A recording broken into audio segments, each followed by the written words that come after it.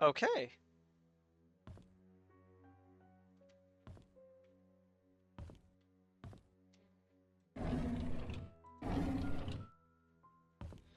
Okay, Oliver Gibson, you better not suddenly become an important character at like the last minute. Like make me like re-examine all of my notes.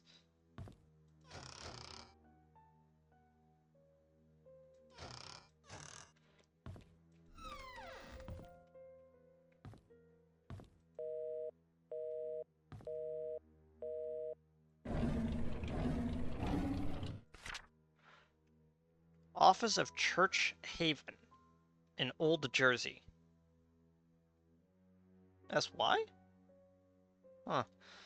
Dear Mr.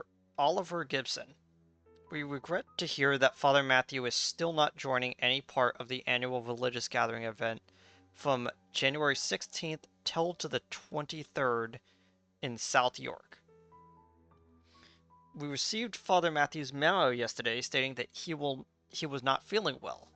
I assume he has also informed you about this last minute change. Please send him our regards.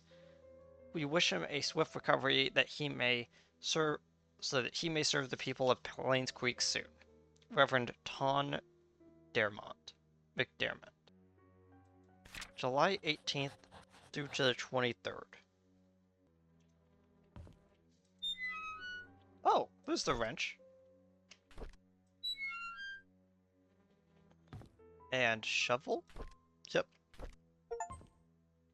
All tools found. Nice.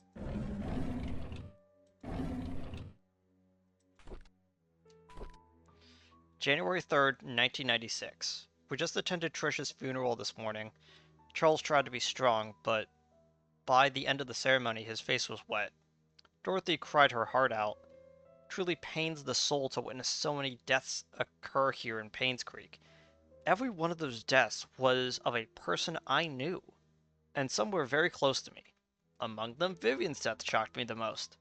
Despite what the media said, I will not for even a moment believe that Scott killed her.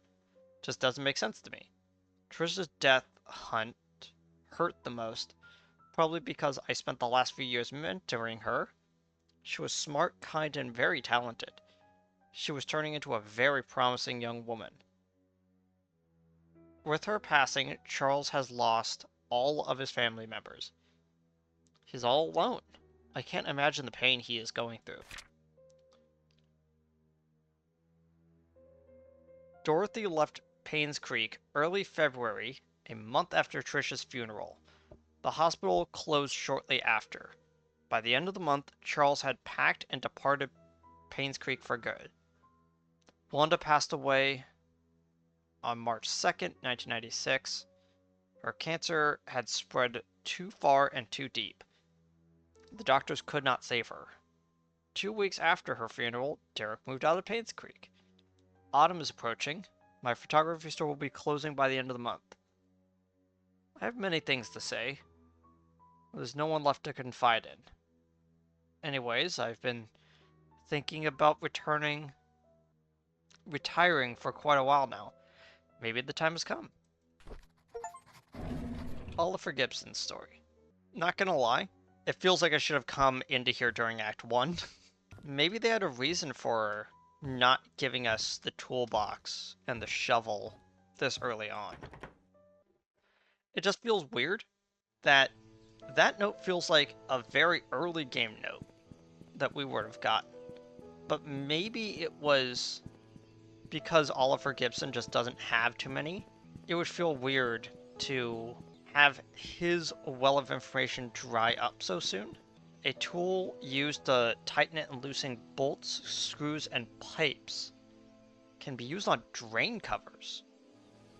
Okay, so not only did I just run all the way through the sewer to try to figure out how to open stuff, only to find out that I can't use the thing that says that it opens up drains. I'm basically without any leads besides it can be used on drain covers. I wonder if that means like for like sinks or stuff. Nails, desk key. I guess that's the only thing left. For right now at least. No, wait. we actually do have one other thing. We have the sheriff's cabinet. Oh my gosh, it was just a few numbers off. The Sheriff Howard. The crack in Vivian Roberts' skull shows that the weapon used is an object with the heavy and sharp end, something like an axe would fit the description. To cause a crack that big, the attacker must be rather strong. I'm assuming it is either a man or a strong woman who has experience with the use of a weapon. The victim must have been facing the attacker because of the lacerations found on the front of her torso, as well as the backside of both forearms, showing that she tried to block the attacks by holding up her arms. The fatal strike landed on the right side of the victim's head, just above her right eyebrows. This clarifies the following. 1. That the victim was facing the killer. 2. The killer is strong enough to land such a clean but deadly blow. And 3. The killer is left-handed. Since the murder weapon was never recovered and confirmed, my suspicion of it being an axe still remains. Since this is me doing you a solid, do not under any circumstances leak this information or else I will be in big trouble. The guys here in Grand City don't want anyone more than necessary to know about these details. I hope this information helps. Sean M. Smith.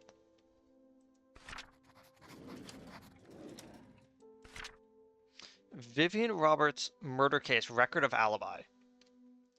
Charles Roberts. I wasn't there when my wife was killed. I left for New York on January 18th to attend a conference meeting that was supposed to last for 3 days. I was supposed to be back on the weekend of the morning of the 20th. However, I received a phone call from my butler Bernard informing me that Vivian had been murdered. I couldn't believe what I was heard. I cut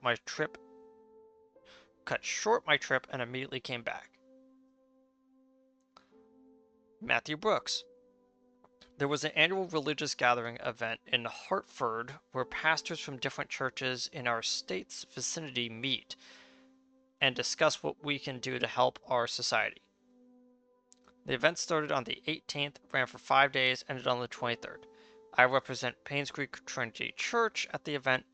Our church can confirm this because we had to cancel our Sunday service that week.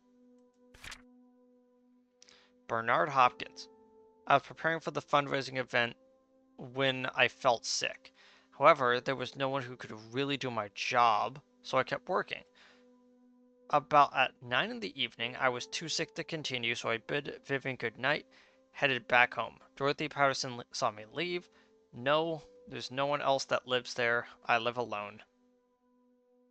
Dorothy Patterson. Yes, Bernard was not feeling well that day, so he left slightly earlier than usual. However, he finished his work before he left. When I saw how sick he appeared, I wondered how he could have kept working. Well, I guess that's what... That's weird syntax. I guess that's why the Roberts family trusts him so much. Me? I was around the mansion most of the time, either preparing the food or making sure that the other maids were doing their jobs. The fundraising event, which was to be held the following day, was important to Vivian. So we were all making sure that everyone would be perfect by the time Mary left. It was already past midnight. I locked the doors and then went home myself. No, I live alone. Okay, so Bernard's alibi is Dorothy. Dorothy's alibi is Mary. Matthew's alibi was this event which he canceled on, as we got from Oliver Gibson.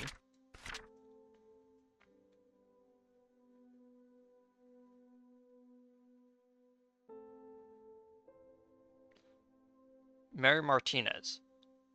My name is Mary Martinez. I've been working at the kitchen for 5 days for the upcoming fundraising event.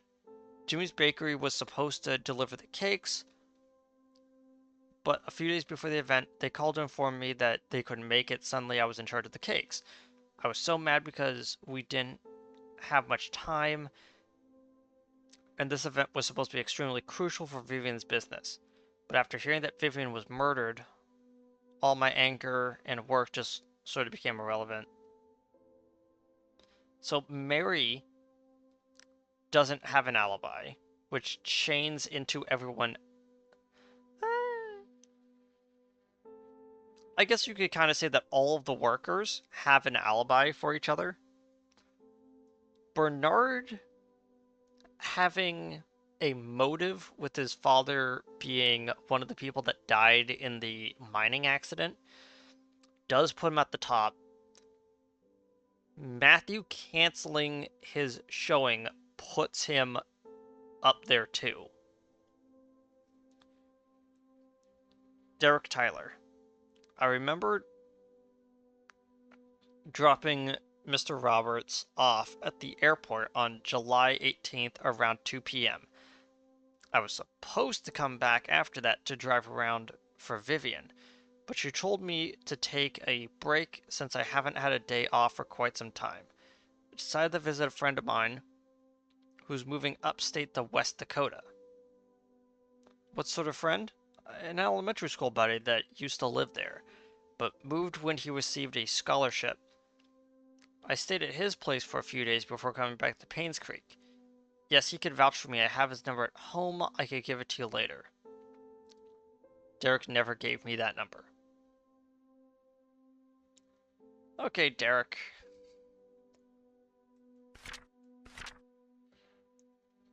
So what I'm hearing is that the only real person that has an alibi is Charles.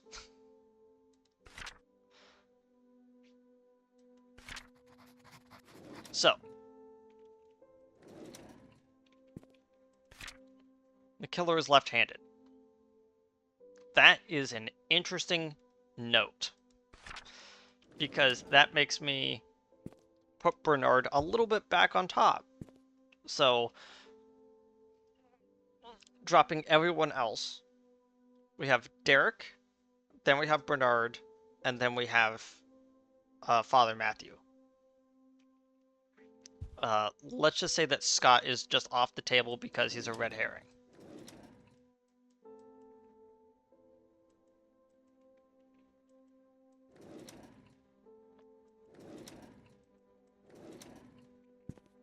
Oh, key.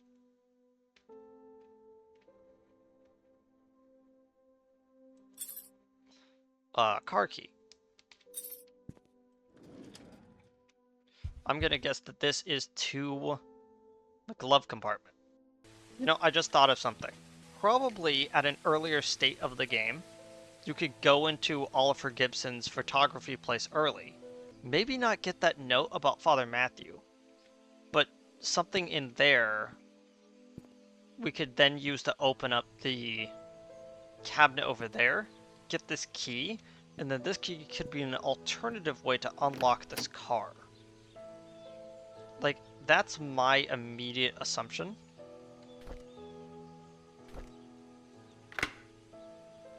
Oh, did it actually say for a Maverick model? Interesting.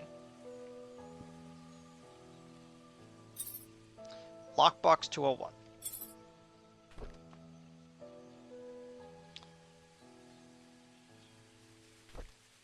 My head hurts. My tire's flat. Phone's not working. Someone trying to stop me from leaving Painscreek. I am close to discovering something? Oh god, I thought he was the one. I was wrong. He's not the killer. He is not.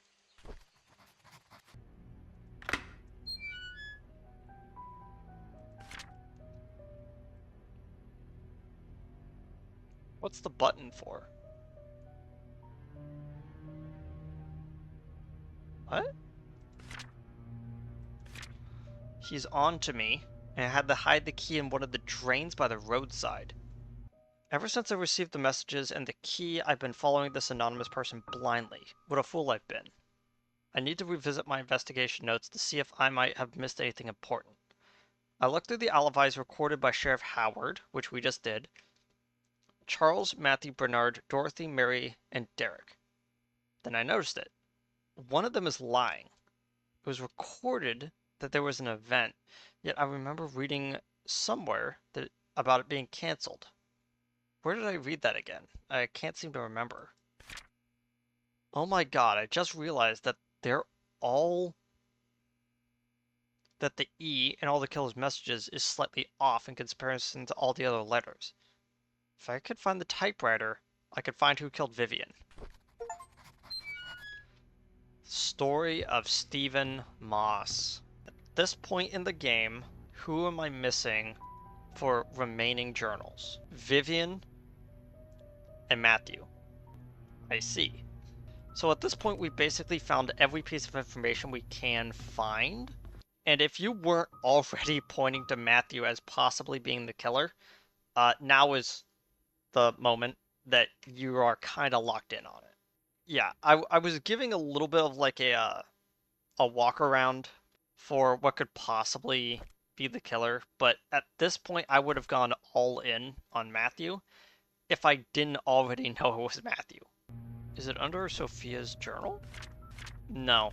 Gonna have to go back to Dorothy's house for that. Okay. I actually need to stop recording because I need to head to work, actually. So we're gonna pick this up after I get back. Yeah, you know what? I'm gonna just start the recording there so I can explain my frustration.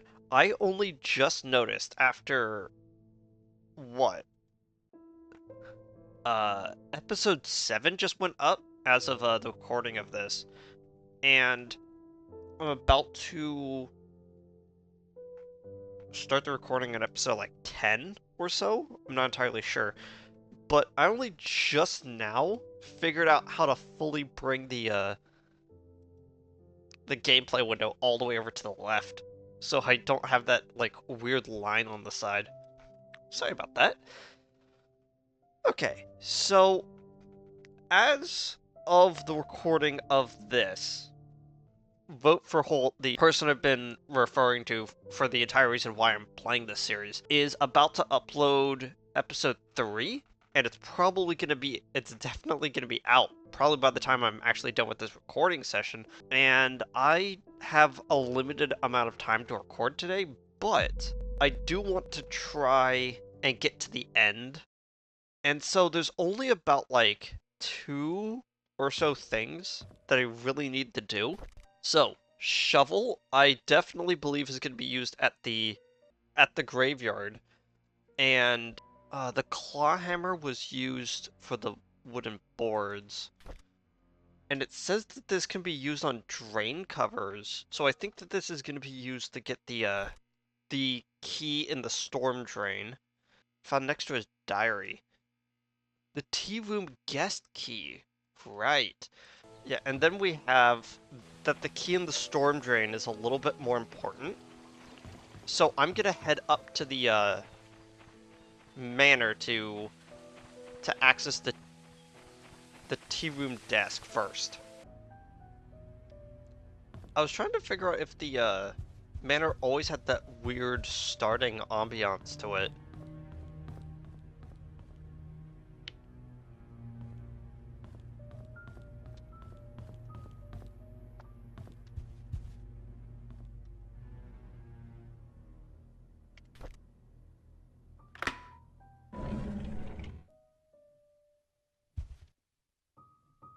There it is. January 2nd, 1995. Although we live in the same house, Charles and I hardly speak to each other. I know that he's been feeling guilty ever since his affair, but that was 20 years ago. It's high time I forgive him out loud. Next, I need to work things out with Trisha. I've been objecting her relationship with Scott for quite some time. In doing so, Trisha has been avoiding me. I haven't been a good mother, but I want to be there whenever she needs me from now. I just want things to go back to the way they were. January 12th, 1995. The agency has arranged for a new guy to help me. His name is Owen Smith. Quite a young man for what he has accomplished. During our meeting, Owen asked me many things, as if he were interviewing me. The brief introduction turned out to be hours long. However, by the end of it, he said that he has everything he needed and will get things moving right away. I have a good feeling about him. May 12th. Owen called to meet with me today. He had papers ready for me to sign, and he said that the location of the exhibition has been approved. All we need is the down payment. That's great. I signed the papers almost immediately. After that, I informed our accountant Helen to transfer the money from the Roberts Relief Funds since the hospital won't be needing it for a while.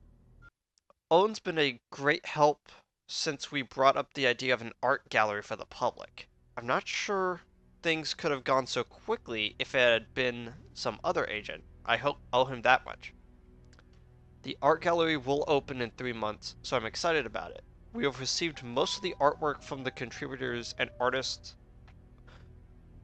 All I need to ask Charles if he would be willing to donate some of his paintings for this exhibition. Oh, if this exhibition succeeds, it will be good for us and for Painscreek. I haven't felt this alive in a very long time. I have a purpose now.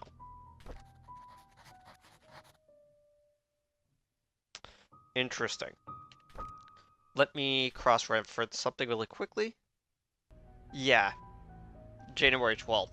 So, the person that she started driving her to is Owen. And after helping him out for a bit, she's not saying it here, but this is when the affair started effectively. Is this exchange in January 12th that also appears to not be the last Vivian journal, which is strange. Oh, there is one other key. So, we still don't have the key to the guest room. Let me double check my notes. Oh man, the second that I tabbed out to change up my notes, of course I get the achievement, so I'm gonna just slide that in earlier. Weird. So yeah, that is the last Vivian journal, and it confirms that she was that person that Bernard was seeing. It may not have been an affair, and he may have accidentally seen something, but I'm not actually sure if it fully is an affair at this point. But if I wasn't already like dead certain that like Matthew Brooks was the killer, I would have started accusing Bernard at this time. And you know what? It kind of explains why Stephen Moss thought that Bernard was the culprit, because that line of thought is in fact very sketchy. Okay, so I sadly do not remember which book it is. So I'm gonna have to look through a few of these. Okay, found it. So, October 27th, 1991. This is the list of places that she likes to go in Painscreek, which in Sophia's journal on March 18th, 1975, she listed that there's a list of places to follow with happy birthday with a bunch of like happy birthday notes. And she needs to follow the clues. So it says Moon Cafe, Church, Little Big Books. So I believe I'm the closest to the bookstore right now. So let's go there first. Okay, so this is currently being recorded after I've recorded everything else. And I was trying to figure out how I'm supposed to like decipher these clues. Okay? So I know of one of the locations, and that is for the post office. I found it later. It's right there. As you can see, it's the word stream, which is pointing directly to the box, which we're gonna get to. But all I really know, and all that is important for this like whole thing, is that you're supposed to be led to the post office. After, like, a few steps, read stream, you go down to the stream.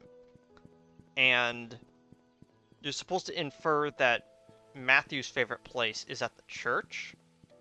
So that's when you get the password for the church that allows you to then go for the box.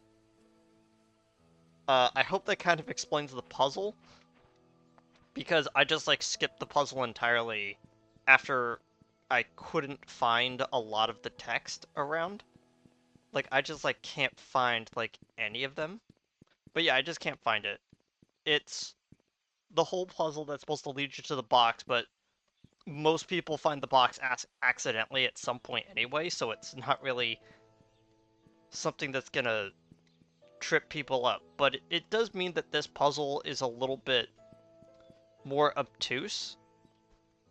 If you, for some reason, didn't find the box and you're trying to find that last little bit of information. But yeah, that's all I wanted to say right now. Let's get back to the video.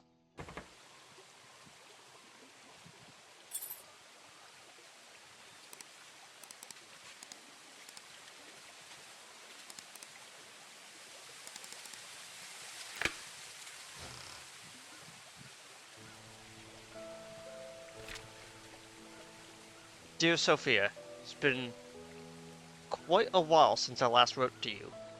I've been busy. I hope you're doing well. Father Calvin has been guiding me how to be a man of God, to grow my faith in the Lord with my compassion for people. When I see those who have no beds to sleep upon and no food to eat, my heart goes out to them. I wish I could do more. Father Calvin has been handing me more and more responsibilities. It seems he might be retiring soon. He even gave me his favorite desk in the study room. I've changed the code to 0318, the day you first came to the orphanage. Painscreek has been very quiet recently. Nothing much goes on in this small town. Oliver is still Painscreek event photographer. Charles and Vivian are running their businesses as usual. Trisha's 7 now. She's really smart and loves to hang out with her dad. Dorothy's the same old Dorothy that we all love. Bernard's still the reliable butler. I don't think he'll ever be replaced. As for me, well, I'm still here waiting for your return. Do you remember the church attic? Well, I spent most of my free time there now, doing wood carving. Helps me relax. Hey, I even got pretty good at it. Sometimes, I'll think of you and how we spent our time together. I'm not sure if you ever realized how I felt towards you since you left. I keep writing these letters, but I never mail them. And to be honest, it's because I don't have a clue where you might be staying right now. At the same time, writing to you has made me feel that we are still close to one another. Today marks the 6th year that you have left Painscreek. I still don't know why you left. All I want to say is, take care. This will be my last letter. One day I hope to see you again. February 14th, 1992. Dear Sophia, please wait for my return. Love, Matthew. Every moment I spent with you is a beautiful dream come true. Happy birthday.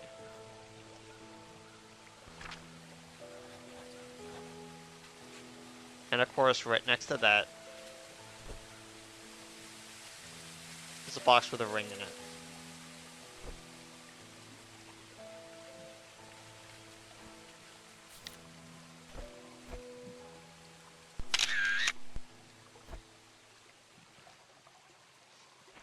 Yeah. So, I mentioned that the...